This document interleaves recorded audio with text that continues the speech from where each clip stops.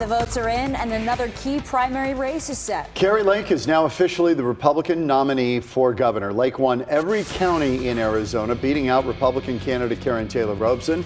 The Associated Press called the race last night when Lake pulled ahead by nearly 20,000 votes. And all eyes turning now, now to November. Now that the political stage is set, Kari Lake will face Democratic nominee and current Secretary of State Katie Hobbs. Hobbs quickly defeated her opponent, former Nogales Mayor Marco Lopez, in the primary. The two nominees will face off head-to-head in the general election November 8th. And as they set their sights forward, today marks the first official day on the campaign trail for the nominees. And now they focus on trying to win over a key section of voters in Arizona.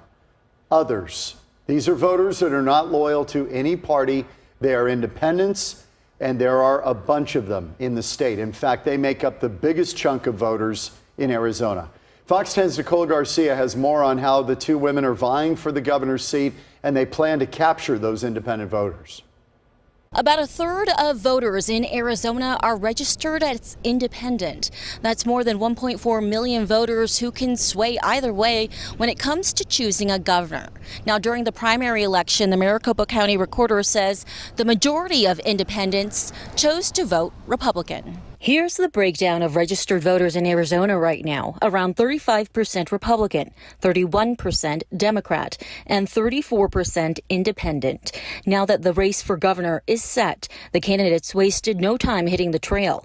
Democratic nominee Katie Hobbs spent the morning touring a new health center with the president of the Salt River Pima Maricopa Indian community. Continuing talking to voters across Arizona about how we bring people together to solve our biggest challenges. I'm not sure how that happens in Texas. Kari Lake's first stop after winning the Republican nomination, Dallas, where she's attending the Conservative Political Action Conference. Fox 10 was told Lake was unavailable to interview for this story. She released a statement saying, in part, "Make no mistake, a red wave is coming to Arizona in November, and independent voters are absolutely going to be part of it."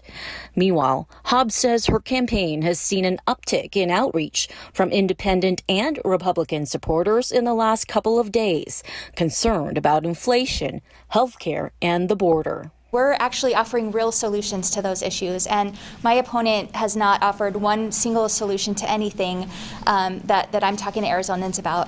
And I think that speaks for itself. The contrast could not be more clear.